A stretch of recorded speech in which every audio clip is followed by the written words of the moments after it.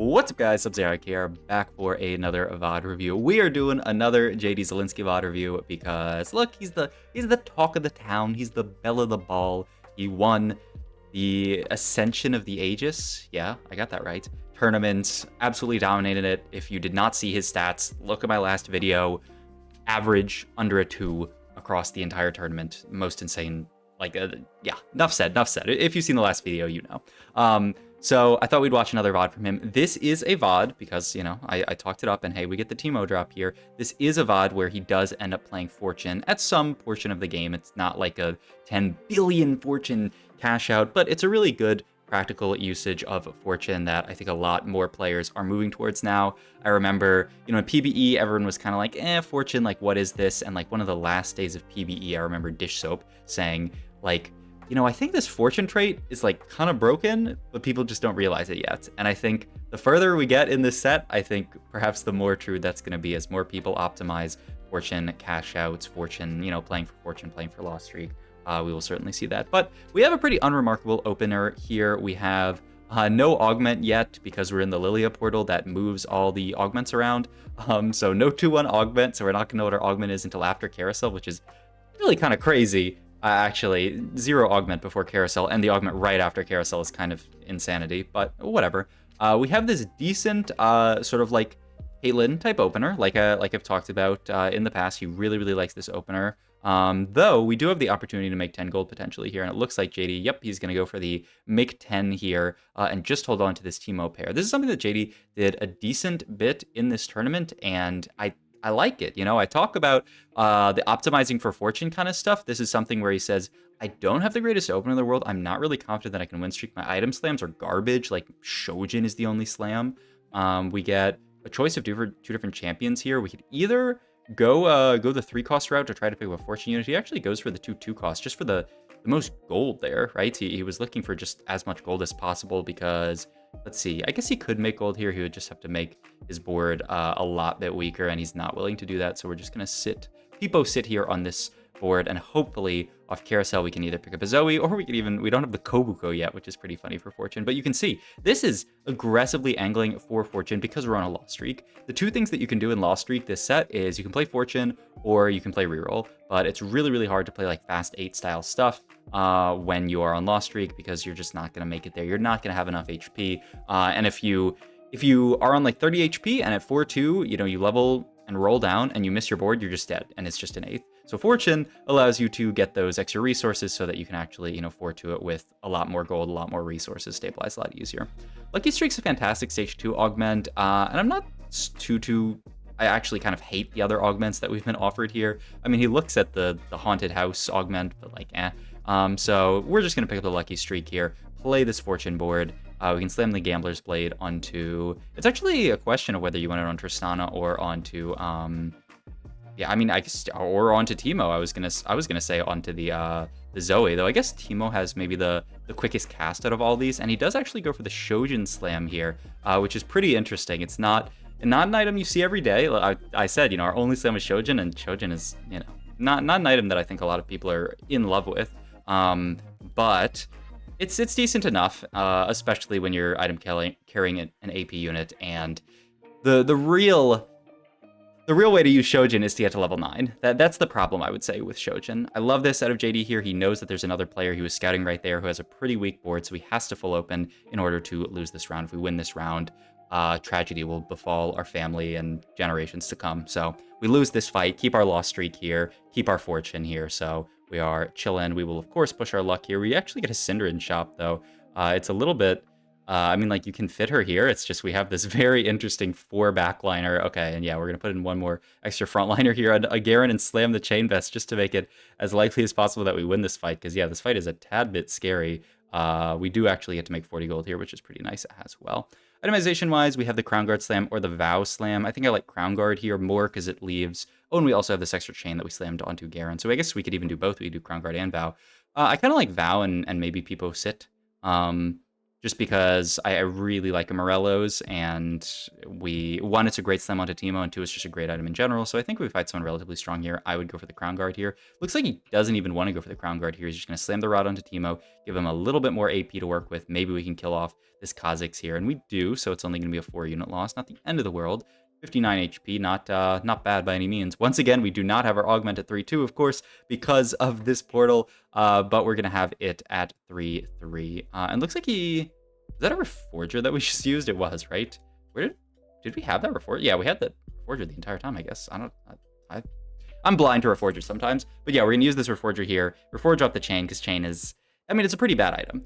Bramble Best sucks. Sunfire, not great. Gargoyle is pretty cool. Crown Guard's pretty cool. Vow is, like, fine, and he ends up making the Vow with the tier like I was talking about. But the second Chain Vest, a little bit harder to slam, to finish, especially when we're going to use this Rod potentially for Morello. That's what I would look at, but we'll see what Mr. Zelinsky does here. We got our Augment. Recombobulator, not very exciting here. Ooh, and if we had not been able to take... If Exile had rolled into something untakeable, I'm curious what he would have taken there, because there are some bad options. I guess he would have just defaulted to the Silver Ascension Augment, but that's so stinky. But, like, you can't really go find Vintage here at 3-2. That's awful. I was thinking just defaulting to Exiles. The downside is, of course, our positioning would suffer a lot. We wouldn't be able to position the Kale as easily and the Sivir as easily. But, yeah, I mean, he rolls into Healing Orbs, which is definitely a serviceable augment. Once again, not, like, broken or anything, but decent. And we're going to take another okay loss. 40 HP, 21 stacks here. Are we cashing out? We're cashing out pretty soon, I believe. Like I was talking about, I like going for the Morellos here. We'll see what he goes for. And yep, it is just the Morellos. Fantastic item onto something like a Hui, onto something like an Azir, even onto something like an Irelia. It's perfectly better than serviceable, honestly, like solid. She spreads it so well. So I like that a lot. And yeah, maybe we have one more fight before we cash here. Something like that, I think. We're going to level just to spike our board a tad bit. Right? It's pretty, I mean, it's insanely cheap because we're 40 gold here. And like, this is the Fortune Loss Streak type strategy, right? We're 40 gold here. We're really rich because we've played through this entire loss streak. We've used the Gambler's Blade to econ up a little bit. And we can probably 4-2 it now with, or honestly, 4-1 it at this point, with a lot of gold. We're 33 stacks here. That's going to give us probably some gold or some items to play around. And now we can actually stabilize really hard on level 8. We're going to cash out here. We pick up a tome and some gold, and we're going to take even more gold, saying, I don't need items here. I just need to be as rich as possible for the 4-1. I'm surprised, actually. I probably would have gone for the Anvil here because I'm not that jazzed about just the gold because we already have so much. It also hits an Annie here, so we can actually play 5 Fortune for like a round just to juice up our HP a bit, which is pretty funny. And we move items over to the Zoe too because she is 10 times better unit than Teemo. We can actually potentially, like, if we find a solid frontline on 8, we can probably carry the Zoe 2 to 9, and we're going to get, ooh, I mean, it's a perfect loss here, which is worth 6 gold, and we get the 2 HP back anyway, and I guess we can cash out this 1 loss here for 2 gold? Hey, not bad, 2 gold. 2 gold is 2 gold. But it's a little scary to lose that fight, but 29 HP is more than enough to stabilize on, as long as we stabilize right here. But the main thing I think that JD needs to look for in this roll down here is frontline. We pick up an Ornn, we pick up a Silas as well. Ooh, that is an Irelia, like I was talking about. Just a fantastic unit to play on your late game boards. We're actually going to pick up this Tristana. Irelia pair here is not bad at all, and we're going to pop this pick up Sage emblem here.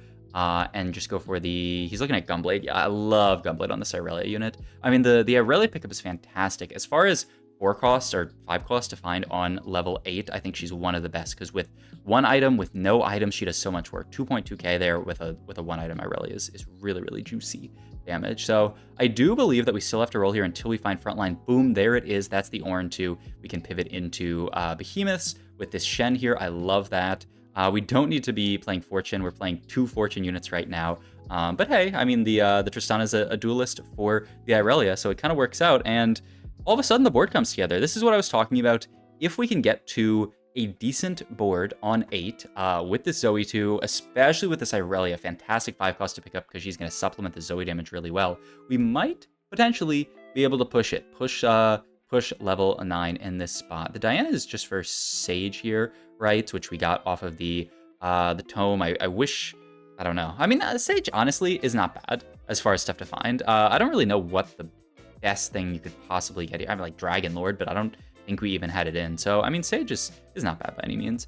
Lysandra in shop here, and it's almost really surprising to see him not want to pick it up and play around it, but the big question is, where would you fit it on this board? You don't really want to cut Warden, Storyweaver, and the Garen. You don't really want to cut Sage, because it's a lot of stats for your entire team. We can pick up Zyra Khan here, which is fantastic, and though I'm not sure when exactly it's going to get played on our board. And the other downside is, I don't know, actually, I mean, I guess you can, I mean, you can't really play her with the Diana. Yeah, he's looking at cuts. He's trying to figure out, I mean, we could, oh, okay, he's going to do this. We're going to cut Duelist, and we're going to cut that was cut Shen, wow. And we're going to get in the Altruist with the Zyracon. It's also Dragon Lord, and we're just going to get Warden here, as well as our +1 with Dryad in here. I mean, this is a cool, this is the main reason I want to watch JD play, because I think moments like this, figuring out how to build your board on 8 when you are low resources because you're trying to make it a 9, 2-9, that is what separates, you know, the TFT, I was going to say the boys from men, but, you know, let's, the JDs from the me's, from the everyone else's, I guess. Because little pivots like that, which, like, I'm almost not convinced that it's a stronger board looking at it. He's gonna get 3 Sage in now with the Morgana. That's also Ghostly, which is really nice. So that's a nice unit to get in. But it's like almost counterintuitive. You just get to play higher quality units, though, is the big thing. This Tristana really wasn't doing much on our board. Same thing with the Shen. I'm surprised that we're not even playing Behemoth for our Ornn. I feel like that's such a good trait to get in, though we do finally pick up a Lee Sin, who is a fantastic in on this board. Now we can get 4 Dragon Lord on this board, and we can start playing towards what is oftentimes a great synergy to get in on your final boards, which is, you know, Vertical Dragon Lord. We're probably just going to send it here, level up. We get an augment here. 1-2-5 is pretty hilarious. I mean, once again, I'm actually down to go back and look at our options. Yeah, okay. Our options were pretty awful. And 1-2-5 does give us a 5 cost. This is hilarious. The 1-2-5 at 5-1 here. But yeah, I mean, you could take Sticks and Stones, I guess, because you actually don't have any, like, Armor and Amar Shred. I kind of like Sticks and Stones here, but 1-2-5, I mean, it gives us a set, which we're not going to play around. We pick up a Wukong, who's fantastic. There's the Hui, who can item hold. It's interesting that JD wants to play around Hui, because I know Hui is definitely a little bit of a disgraced unit. And ooh, that's the Irelia too, which is huge. Now we don't have to wait for the Hui. Just rolling down so much gold on level 9 there really is crucial, allowing you to actually hit everything. He thought about the Renans for, ooh, okay. We're gonna go,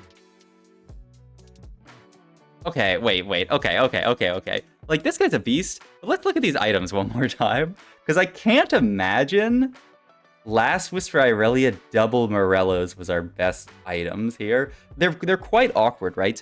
Because if you make the Runons here, I mean, even something like, I mean, I like Runon's Crown Guard, and the question is then, like, what are you left to do with this belt? And maybe, like, Guard Breaker. I mean, I like that a lot better. I'm not JD, but this looks like a little bit of a flub. The double Morellos plus LW Irelia.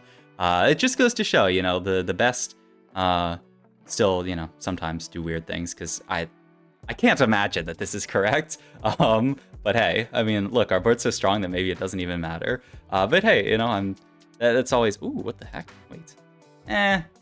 I'm not really about, this is so many. Oh, and now we're gonna take the Ornn. We're actually thinking about going for Ornn 3 here. I'm not about it.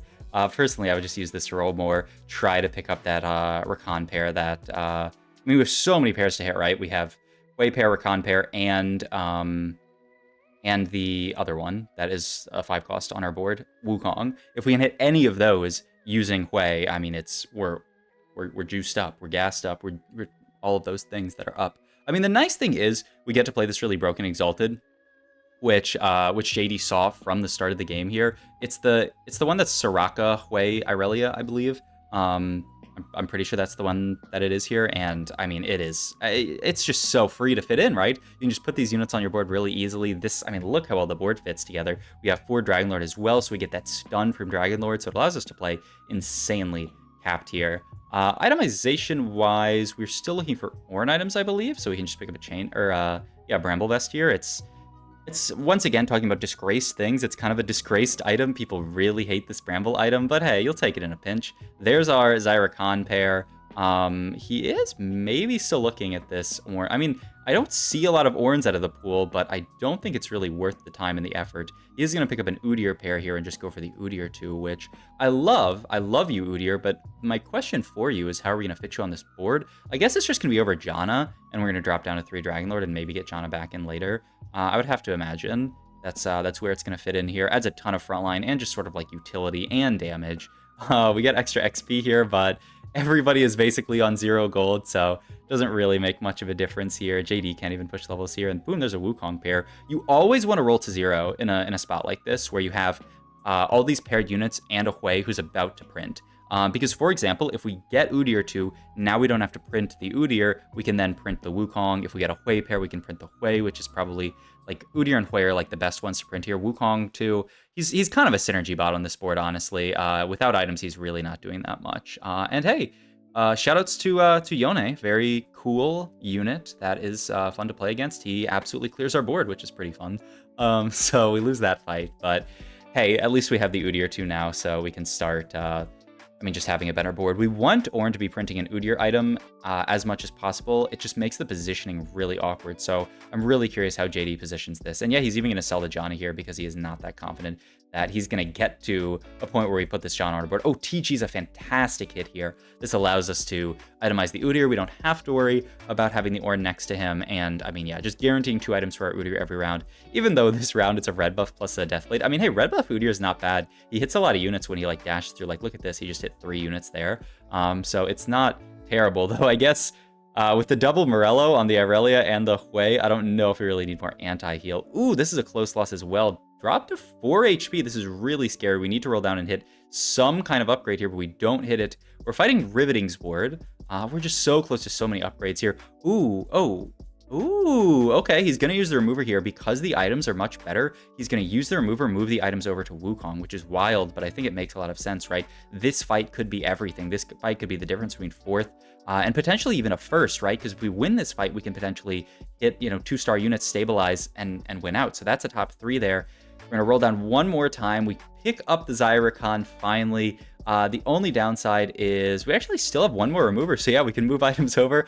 We move it over to Zyrakan. That's actually hilarious. So we get the chance one more time. These items are better on Rakan. So yeah, the items go over there. They're gonna keep him casting, and we just really need this Hui 2 at this point to finish capping out our board. Our board's quite strong. We stomp Senban here, and it's just us. Maki, I guess, is the person who we lost to, I would imagine.